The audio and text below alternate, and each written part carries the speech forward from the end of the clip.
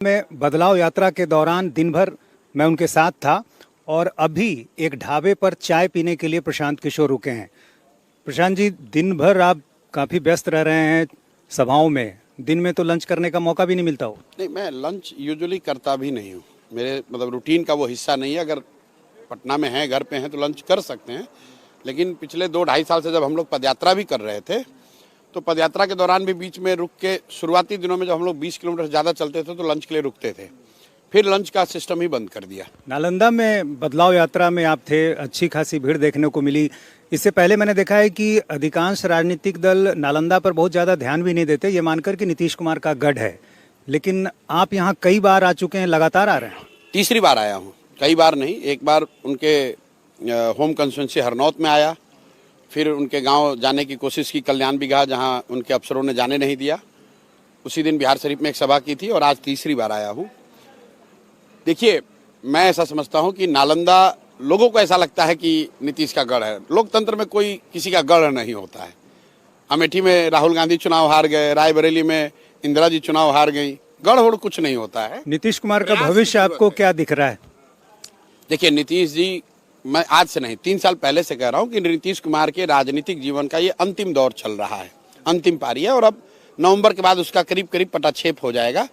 क्योंकि अब शारीरिक मानसिक तौर पर, एक बार को आप राजनीतिक तौर पर उनका विश्लेषण न भी करें तो शारीरिक मानसिक तौर पर नीतीश कुमार की अब स्थिति ये नहीं रह गई है कि वो इस तरह की कोई जिम्मेवारी निभा सके। जेडीयू वाले तो कह रहे हैं 25 से 30 फिर से नीतीश, और बीजेपी भी कह रही है कि नीतीश कुमार के नेतृत्व में चुनाव होगा। नहीं, बीजेपी ये कह रही है कि बीजेपी नीतीश जी के नेतृत्व में चुनाव होगा। ये नहीं कह रहे हैं कि इस 25 से 30 नीतीश ही रहेंगे। जदयू तो उनका कार्यकर्ता है, वो तो कहेगा ही, क्या करेगा। लेकिन मैंने तो कैमरे पर कहा है कि अगर अमित शाह में और नरेंद्र मोदी जी में इतना अगर दम है, राजनीतिक दम है, बिहार को समझने का दावा करते हैं, तो एक बार ये बोलकर दिखाइए कि आपका एनडीए का मुख्यमंत्री कौन होगा जीतने के बाद, कि नीतीश कुमार ही रहेंगे 25 के बाद। ये भाजपा वाले, उनको मालूम है कि भाई नीतीश जी की हालत जो है वो 25 के आगे नहीं रह सकते हैं। अब आप ये पूछिएगा कि अगर ये उनको मालूम है तो उनको हटा क्यों नहीं रहे हैं, अपना क्यों नहीं बना रहे हैं? वो इसलिए कि भाजपा की बिहार में ना वो ताकत है, ना तैयारी है। न उनकी ताकत है, ना उनकी तैयारी है। उनको लड़ना है इनके साथ ही, तो सोच रहे हैं किसी तरह घिसट पिसट के इनके साथ मिलकर लड़ लें। और उनका अपना आकलन है कि अगर हमको बहुमत मिल जाए कोalition को, तो नीतीश को हटाकर हम लोग अपना कोई बना लेंगे। जेडीयू को कितनी सीटें आप दे रहे हैं? इससे पहले भी आपने कई बार आकलन किया। नहीं, मैं अपना आकलन, जो लोग मेरे को पिछले 5-10 साल में फॉलो किए हैं उनको मालूम है, मैं आकलन एक बार करता हूं, फिर बदलता नहीं हूं रोज। नीतीश कुमार के जदयू को 25 से कम सीट आएगी, चाहे वो किसी भी कोalition में लड़ लें, किसी भी कोalition में लड़ लें। जब नीतीश बाबू, आपको याद होगा, लोकसभा में इंडिया गठबंधन में थे तो मैंने कहा था कि अगर इंडिया गठबंधन में लड़ेंगे तो इनको 5 सीट नहीं आएगा। डर के मारे भागे फिर भाजपा के साथ। अभी मैं आपको बता रहा हूं कि नीतीश कुमार को विधानसभा में जदयू को 25 सीट से कम ही आएगा, और इसके साथ ही जदयू का एज ए दल मुझे लग रहा है कि खात्मा हो जाएगा। ज़्यादातर लोग उसके चले जाएंगे भाजपा में या फिर दूसरे दलों में जाएंगे, लेकिन जदयू एज ए दल ऑलरेडी उसका डिसइंटीग्रेशन शुरू हो गया है। जन सुराज में अगर आप ऑब्जेक्टिवली देखेंगे तो सबसे ज़्यादा अगर किसी दल के लोग आए हैं तो वो नीतीश कुमार के दल के लोग आए हैं। इसलिए कि मेरे साथ उन्होंने पहले काम भी किया हुआ है, इसलिए भी कि वो लालू जी के पार्टी में जा नहीं सकते हैं, क्योंकि लालू के विरोध में ही उन्होंने राजनीति करी है, और भाजपा में वो जाना नहीं चाहते हैं, क्योंकि भाजपा के साथ कोalition में रहते हुए भी अगर वो जदयू में थे तो इसका मतलब कि वो भाजपा के विचारधारा से पूरी तरह से इत्तेफाक नहीं रखते हैं। अच्छा, आपकी पार्टी के बारे में तो ये तय है कि 243 सीटों पर आप लड़ेंगे, किसी दल से गठबंधन नहीं होगा, तो क्या खुद आप चुनाव भी लड़ेंगे? लड़ सकते हैं। क्यों लड़ सकते हैं, पार्टी अगर तय करेगी तो लड़ेंगे। कोई मजबूत उम्मीदवार दिखना चाहिए जिसके साथ लड़ा जाए। तो तेजस्वी यादव भी हो सकते हैं? हाँ बिल्कुल, कहा मेरे साथियों ने भर दिया है फॉर्म मेरा राघोपुर से। हालांकि मैं राघोपुर अभी गया नहीं हूँ, बिद्दुपुर में पदयात्रा के दौरान गया था, लेकिन चूंकि वहाँ पीपा पुल वगैरह है तो पदयात्रा के दौरान जा नहीं पाया। लेकिन रोज राघोपुर से लोग आते हैं ये कहने के भैया आइए। मैं अगर तय होगा तो वैसे ही, अगर या नीतीश बाबू को अगर फिर से 25 से 30 बनना है तो एक बार लड़िए इस बारे में, फरिया लिया जाए हरनौत में ही। दुश्मन नंबर 1 कौन है प्रशांत किशोर का? तेजस्वी यादव, नीतीश कुमार या बीजेपी? नहीं, दुश्मन कोई नहीं। नंबर 1 पे कौन? दुश्मन कोई नहीं है, दुश्मन कोई नहीं है। हम लोग बिहार में सुधार चाहते हैं, हमारा किसी से विरोध नहीं है। ये तो राजनीतिक बात है, दुश्मनी क्या है? नीतीश कुमार के साथ तो मैं उनके घर में रहा हूँ, तो मेरी कोई दुश्मनी थोड़ी ना है। मेरी व्यक्तिगत उनके लिए सम्मान भी है, बहुत अच्छा मेरा संबंध भी रहा है। आप लोग तो पुराने पत्रकार हैं यहाँ, आप बताइए नीतीश कुमार के इतने लंबे कैरियर में नीतीश कुमार ने जितनी इज्जत सम्मान जितना उन्होंने मुझे दिया है या जितना भरोसा मुझ पर दिखाया था, मैं उसके लिए उनका शुक्रगुजार भी हूँ। वो उनके साथ कोई रहा ही आज तक नहीं है। लेकिन हटाया भी उन्होंने नहीं हटे हम लोग सीए एनआरसी के मुद्दे पर। सीए एनआरसी के मुद्दे पर नीतीश जी वही अपना इधर भी उधर भी वाला बात की भाजपा को के साथ भी है और विरोध में भी हैं, मुसलमानों को भी टोपी पहना रहे हैं, उधर भाजपा को भी झूठ बोल रहे हैं। उसके नाम पर नीतीश कुमार की पार्टी से हटे। तो प्रशांत किशोर इस बार क्या किंग बनेंगे या किंग मेकर बनेंगे? बिहार की जनता, बिहार के लोग किंग बनने जा रहे हैं, ये आप लिख के ले लीजिए। अब बिहार नवंबर के बाद बिहार में एक दौर शुरू होगा जो आने वाले 10 साल 15 साल बिहार के इतिहास के गोल्डन टाइम होंगे, जहां पर लोग बिहारी कहना गर्व की बात मानेंगे, जहां लोग देखेंगे कि विकास क्या होता है। जो मैं बात कहता हूं कि अगले 10 साल 15 साल में लोग देखेंगे कि लोग हरियाणा, पंजाब, गुजरात, महाराष्ट्र से आकर बिहार में नौकरी मजदूरी रोजगार करेंगे। आपकी पार्टी का प्रदर्शन क्या होगा? आपका क्या आकलन है? कितनी सीटें आपको लगता है? आपको 2-3 साल से बता रहे हैं कितनी सीट, क्या अर्श पे या फर्श पे, या तो 10 से कम या इतनी बड़ी बहुमत की पूरी व्यवस्था बदल जाएगी। और आपकी क्या भूमिका होगी यदि अच्छा हुआ? यदि अच्छा नहीं, अच्छा तो होगा ही। हमारी भूमिका होगी कि बिहार सुधरे। मुख्यमंत्री बनेंगे? नहीं, हम आप जितने लोग मुझे जानते हैं उनको मालूम है भैया इन चीजों में मैं पढ़ता ही नहीं हूँ। सभाओं में आप कहते हैं कि मुख्यमंत्री जैसा छोटा सपना मेरा नहीं है। मुख्यमंत्री आपको छोटा लगता है? बिल्कुल छोटा लगता है। प्रधानमंत्री बनना? नहीं, बिहार को सुधारना बड़ा चैलेंज है। मुख्यमंत्री तो यहाँ 50 बने हैं। आप बताइए, आप 15 में यहाँ पत्रकार थे, बड़े पत्रकार थे। 15 में जो भी सरकार बनी, मैं आगे जीतूंगा हारूंगा क्या करूंगा उसको छोड़ दीजिए, मेरा आप इतिहास उठाकर देख लीजिए। 15 में जो सरकार बनी उसमें सबसे बड़ी भूमिका मेरी थी, मेरी पकड़ थी। जो लोग मंत्री बने होंगे मेरे बिना सहमति के नहीं बने होंगे। 7 निश्चय प्रोग्राम मेरे कहने पर बनाया गया। नीतीश जी जो मैं चाहता वो कर सकता, अगर मैं चाहता तो मंत्री बनने से कौन रोक रहा था? कभी आपने देखा प्रशांत किशोर ने बिहार सरकार से एक सिपाही लिया हो? कभी मैंने कोई बंगला गाड़ी ली हो, कोई पद लिया हो? नीतीश जी ने सलाहकार बनाया, हमने आज तक उसका चार्ज भी नहीं लिया। उस समय हमारी उसमें कोई दिलचस्पी नहीं है। अच्छा, जितनी भी सभाएं आप कर रहे हैं, जो मैं भाषण देख रहा हूं, उसमें जो सबसे बड़ी बात है जो आप लोगों तक पहुंचाना चाहते हैं वो ये कि लोग अपने बच्चों का चेहरा देखकर इस बार वोट डालें, जाति को छोड़ें। तो आपको लगता है कि ये बात लोगों तक पहुंच रही है? जाति को ध्यान में न रखें? भाई सिर्फ जाति की बात नहीं कह रहे हैं हम, दोनों तीनों चारों बात कह रहे हैं कि मंदिर मस्जिद भी नहीं चाहिए हम लोग को। अभी हम लोग को जाति धर्म नाली गली इस चक्कर में नहीं पड़ना है। अपने बच्चों के भविष्य के लिए वोट करना है, अपने बच्चों की शिक्षा रोजगार के लिए वोट देना है। और जो अगर आप सभा को देख रहे हैं तो हम तो लोगों से पूछ रहे हैं भाई दिए हो? लोग मान रहे हैं कि ना भाई नहीं दिए, गलती हो गई। जब लोग ये स्वीकार करते हैं कि नहीं गलती हो गई, अपने बच्चों के लिए वोट नहीं दिया, तब बोलते हैं अब गलती सुधारोगे भाई, अब बच्चों को वोट दोगे। तो लोगों ने क्या कहा? आप तो कैमरा ऑन करके देख लीजिए। एक एक आदमी ने हाथ उठाकर कहा कि नहीं भैया बच्चों के लिए ही वोट देंगे। फिर मैं ये भी पूछता हूँ कि भाई बच्चों के लिए दोगे कि जाति के लिए दोगे? कहता ना बच्चों के लिए दूंगा। ये मैं नहीं कह रहा हूँ, ये तो आपने देखा सभा में, ओपन देखा। एक बार नहीं, उस सभा के दौरान मैं 20 बार कहलवाता हूँ लोगों से। अब ये आप कह सकते हैं यार लोग कह रहे हैं लेकिन वोटवा तो फिर जाति पर दे देंगे।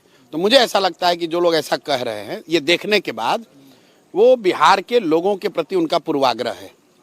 ये आपका पूर्वाग्रह है, इंटेलेक्चुअल हो सकता है, या फिर बिहार के प्रति बायसनेस है कि भैया बिहार के लोग नरक में जीना मंजूर करेंगे लेकिन जाति नहीं छोड़ेंगे।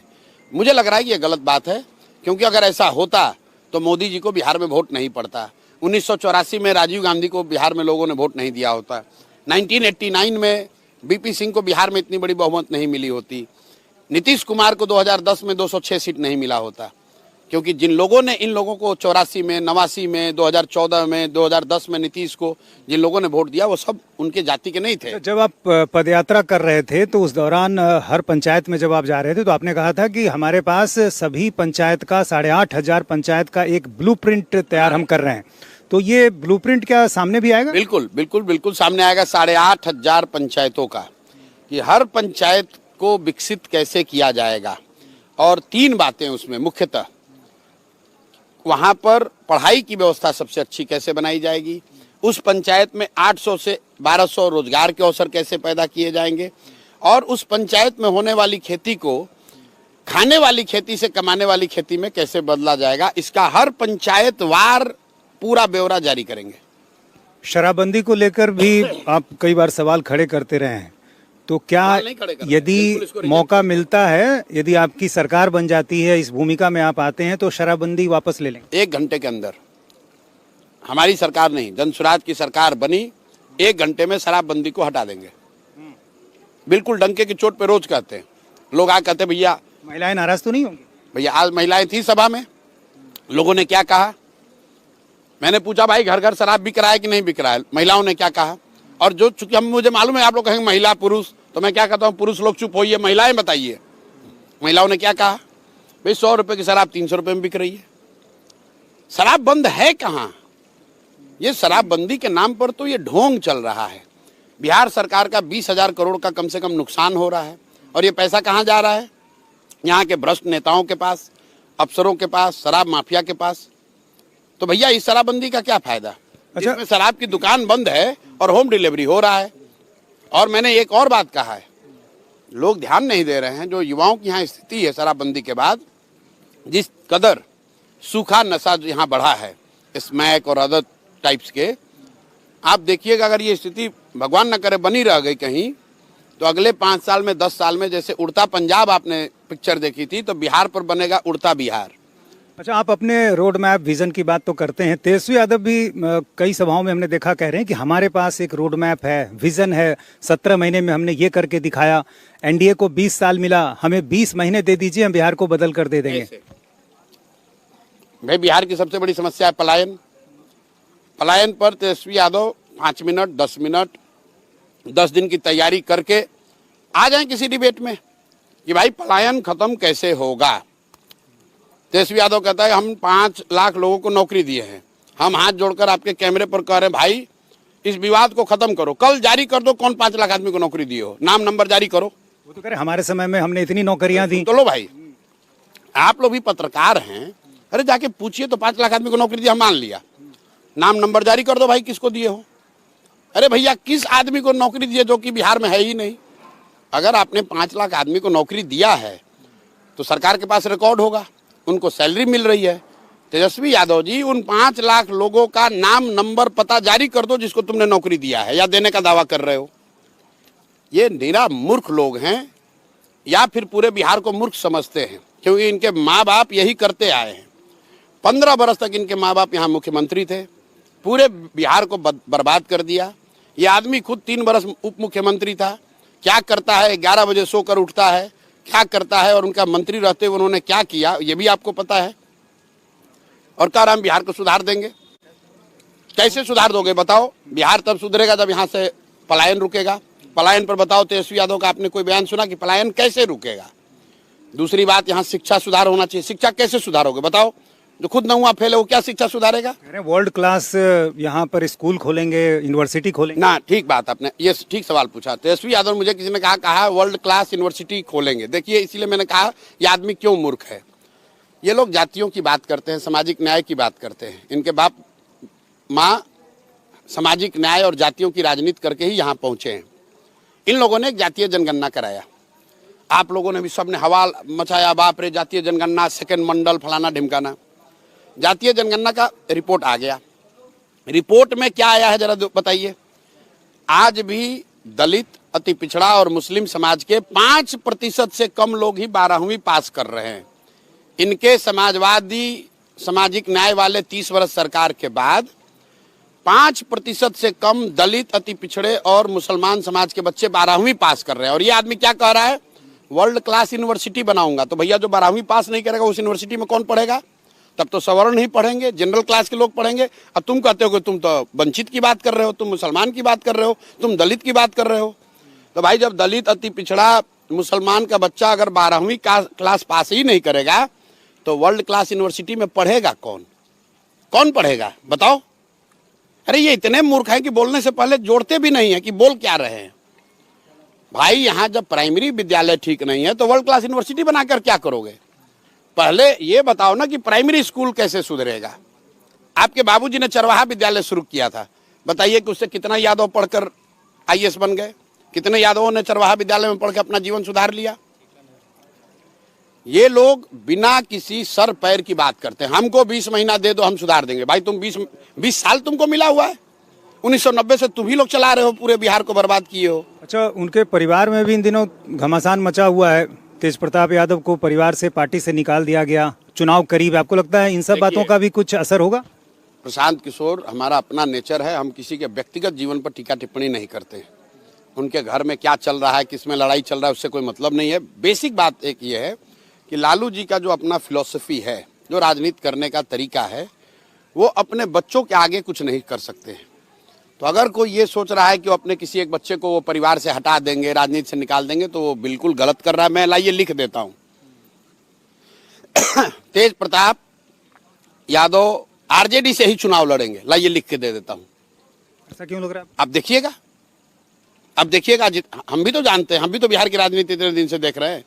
लोगों ने कहा उन तेज प्रताप यादव को परिवार से निकाल दिया। अभी 4 दिन पहले आपने देखा वीडियो कॉल करते हुए लालू जी और तेज प्रताप यादव को। तेज प्रताप यादव अभी कहाँ रहते हैं, जरा जाके चेक कीजिए। तो हम इस पर कुछ बोलना नहीं चाहते हैं, लेकिन आप लोग जबरदस्ती पूछे जा रहे हैं। अरे भाई, तेज प्रताप यादव आरजेडी के टिकट से चुनाव लड़ेंगे, लिख लीजिए, आरजेडी से ही लड़ेंगे। अब देखिएगा, और न हो तो चुनाव से पहले हमको पकड़ के अपने दर्शकों के सामने बताइएगा कि प्रशांत जी, आपने ये कहा था, ये गलत हो गया। लालू जी अपने परिवार के आगे कुछ कर सकते हैं, लालू जी अपने बच्चों के खिलाफ कुछ कर सकते हैं। हटाया क्यों परिवार से, पार्टी से? अरे भैया, वो हटाया क्यों हटाया वो आप जान लीजिए। आप जो खुद कह रहे हैं पारिवारिक अपना कला है, अपना पॉलिटिक्स, उससे हम लोग कोई लेना देना नहीं है। मैं इतना जानता हूं कि लालू जी का अपना जो परिवार के प्रति नजरिया है, उनको ऐसा लगता है कि बिहार मेरा फिफ्डम है, मेरा राज है, और इस पे मेरा अधिकार है, इसके बाद मेरे बच्चों का अधिकार है। उनके लड़के ने कहा, तेजस्वी यादव ने, अपने ध्यान आप दीजिए, विधानसभा में खड़े होकर कहा कि हमारे बाप दादाओं का ये है, हम लोग नहीं करेंगे तो कौन करेगा। समाजवाद हमारे बाप दादाओं का है। हमने कहा कि भाई तुम्हारा समाजवाद कब से हो गया, आप बताइए। समाजवाद लोहिया का हमने सुना पढ़ा है, हम लोग समाजवाद मधु लिमये का जानते हैं, हम लोग समाजवाद जॉर्ज फर्नांडिस का जानते हैं, हम लोग समाजवाद जेपी का जानते हैं। भैया, तेजस्वी यादव का समाजवाद कब से हो गया? जो आदमी खड़ा होकर समाजवाद पर 5 मिनट बोल नहीं सकता है, वो कह रहा है समाजवाद मेरा है। भाई, आपके जरिए फिर से दोबारा ये चुनौती तेजस्वी यादव को दे देता हूं। अभी से पढ़ाई शुरू करो, 10-20 अपने एडवाइजर्स को रख लो, समाजवाद पर 5 मिनट खाली आकर कैमरे पर बोल दो कि समाजवाद है क्या, इसके मूल तत्व क्या है, ये सोच क्या है, कहां से इसका उद्भव हुआ, कैसे समाज के प्रति, समाज में समता मूलक समाज बनाने के प्रति समाजवाद में क्या कहा गया है, ये 5 मिनट कैमरे पे बोल दो, मैं मान जाऊंगा, तुम्ही को नेता मान लूंगा। पढ़ाई कर लो, तैयारी कर लो, चीटिंग के लिए नोट बना के रख लेना, फिर भी कैमरे पर नहीं बोल पाओगे। इलेक्शन पे लौटते हैं, विधानसभा में खड़ा होके समाजवाद मेरा है। चुनाव आयोग ने जो अभी वोटर पुनरीक्षण की बात कही है, कई राजनीतिक दलों को ये लग रहा है कि ये बीजेपी के लिए किया जा रहा है। आपको भी ऐसा लगता है कि कोई इसके पीछे साजिश है? देखिए, मैं साजिश जैसे शब्द का इस्तेमाल नहीं करूंगा, क्योंकि मुझे मालूम नहीं है। मालूम होता तो ठोक के कहता कि साजिश है। लेकिन जो पीछे 4-5-6 महीने का, साल भर का अनुभव रहा है, खासकर हरियाणा और महाराष्ट्र में जब चुनाव हुए तो इस तरह की एक्सरसाइज वहाँ की गई, और उसके बाद वहाँ पर जो मुख्य विपक्षी दल कांग्रेस रहा है, हरियाणा में भी कांग्रेस था और महाराष्ट्र में भी कांग्रेस बड़ा दल था, उनका आकलन था, राहुल गांधी ने ऑन रिकॉर्ड कहा, सारे कुछ तथ्य रखे जनता के सामने, जिसमें उन्होंने बताया कि इलेक्टोरल रोल में छेड़छाड़ का क्या परिणाम पर असर हुआ है। अब बिहार में भी हम लोग यही देख रहे हैं। 2003 के बाद पहली बार इस तरह का मैसिव इलेक्टोरल रोल में संशोधन की बात हो रही है। तो हम लोग का सिर्फ इतना ही कहना है कि इलेक्शन कमीशन की जिम्मेवारी है कि अगर इस तरह का आप कोई काम कर रहे हैं तो बताइए भाई क्यों कर रहे हैं, और अगर कर रहे हैं जरूरी है तो कैसे कीजिएगा, ताकि जो जनता है, जो वोटर है, उनमें ये विश्वास रहे कि इस काम को किस लिए किया जा रहा है और इससे किसका फायदा, किसका नफा नुकसान होगा। सबसे बड़ी बात है कि जिसका नाम आप वोटर लिस्ट से हटाना चाहते हैं उसका क्या आधार होगा, और अगर आप इलेक्टोरल रोल से किसी का नाम कट गया तो उसके पास क्या उपाय होगा कि वो जाकर अपनी बात कहीं रख सके। जिसका नाम आप जोड़ेंगे वो किस आधार पर जोड़ेंगे? नहीं तो ठीक है, आप यूपी का 10 लाख आदमी को लाकर जोड़ दीजिएगा, यहाँ पर 10 लाख यहाँ मुसलमानों का नाम काट दीजिएगा, इससे लोग डर रहे हैं। अच्छा, चुनाव में जनसुराज के प्रदर्शन को लेकर कई राजनीतिक विश्लेषकों का यह भी मानना है कि जनसुराज खुद ज्यादा सीटें भले ना जीते लेकिन नुकसान जरूर कर सकती है। सामान्य तौर पर एक बात समझ में आती है कि यदि MY का कोई उम्मीदवार आप उतारते हैं तो नुकसान इंडिया गठबंधन को होगा, यदि आप NDA का सामाजिक समीकरण से जुड़ा कोई उम्मीदवार उतारते हैं तो नुकसान NDA को होगा। किसको ज्यादा नुकसान करेगा? पहली बात कि राजनीतिक विश्लेषक आप किसको कहते हैं? राजनीतिक विश्लेषक वो ड्राइवर हैं जो रियर व्यू में देखकर गाड़ी चलाते हैं। जो घटना हो गई 14 में मोदी जीत गए तो अगले 5 बरस इसका विश्लेषण कर रहे हैं कि मोदी कैसे जीते, वो लहर कैसे बनी। उन्होंने लहर बनाया नहीं। लहर जब बन गई तो कहा अच्छा 14 में तो मोदी का लहर था। उससे पूछिए उस राजनीतिक विश्लेषक से कि 14 का लहर बना कैसे, तो कहे ना लहर था, मोदी जी का लहर था। फिर पूछेगा अरे भाई कुछ तो होगा, कुछ तो किया होगा मोदी ने। हाँ, फेसबुक का बड़ा सोशल मीडिया का था इसलिए लहर था, सब युवा उनके साथ होगा। अरे भाई कैसे? लहर बनने के लिए आपको पसीना बहाना पड़ता है। वो राजनीतिक विश्लेषकों का विषय ही नहीं है। विश्लेषक तो जब घटना हो जाती है तो उसकी वो चर्चा करते हैं। तो जो बिहार का वो आकलन कर रहे हैं, वो पीछे जो 10-20 साल जो बिहार को जानते हैं जिस नजरिए से, उसके आधार पर वो आकलन कर रहे हैं। भविष्य देखने की क्षमता उनमें नहीं है, नहीं तो राजनीतिक विश्लेषक थोड़े ना होते। अब मैं आता हूं नुकसान की बात। आपने खुद कहा कि MY से किसी को लड़ाइएगा तो राजद को नुकसान होगा, दूसरे समीकरण से लड़ाइएगा तो NDA को नुकसान होगा। तो भाई हम तो 243 लड़ाएंगे, तो कहीं MY वाला लड़ाएंगे, कहीं NDA वाला सो कॉल्ड लड़ाएंगे, तो नुकसान दोनों को होगा। ज्यादा किसको होगा? अब हम ज्यादा कम क्या जानते हैं, दोनों को नुकसान होगा। दोनों को नुकसान होगा। जब ये जन स्वराज जीतेगा तो नुकसान तो जो सत्ता में दोनों को होगा। जो बागी उम्मीदवार होंगे उनको भी एक प्लेटफॉर्म मिलेगा। आपको मैं आज सुबह भी मैंने कहा है, आप आज के इस इंटरव्यू को रिकॉर्ड करके रख लीजिए, और जब टिकट बट जाए जन स्वराज का, उसमें से अगर 10 आदमी भी आप बता दीजिए कि ये हैं जिनको राजद से टिकट नहीं मिला या भाजपा से टिकट नहीं मिला तो आपने टिकट दे दिया है, अगर 10 उम्मीदवार भी आप दिखा दीजिएगा, मैं विड्रॉ कर लूंगा अपना सब कुछ। अच्छा, राहुल गांधी भी काफी एक्टिव दिख रहे हैं इन दिनों बिहार में, लगातार आ रहे हैं, अपनी बात रख रहे हैं। कितनी उम्मीद लग रही है आपको राहुल गांधी? भैया, राहुल गांधी की पार्टी, उसका बिहार में क्या अस्तित्व है? आपने राजनीतिक विश्लेषकों की बात कही, सीनियर पत्रकार आप हैं, सारे विश्लेषक कांग्रेस का अस्तित्व बिहार में क्या देखते हैं? कांग्रेस बिहार में विशुद्ध तौर पर लालू यादव की पिछलग्गू पार्टी है, उनका झोला ढोने वाला पार्टी है। कांग्रेस को बिहार में राहुल गांधी और खड़गे नहीं चलाते हैं, लालू जी चलाते हैं।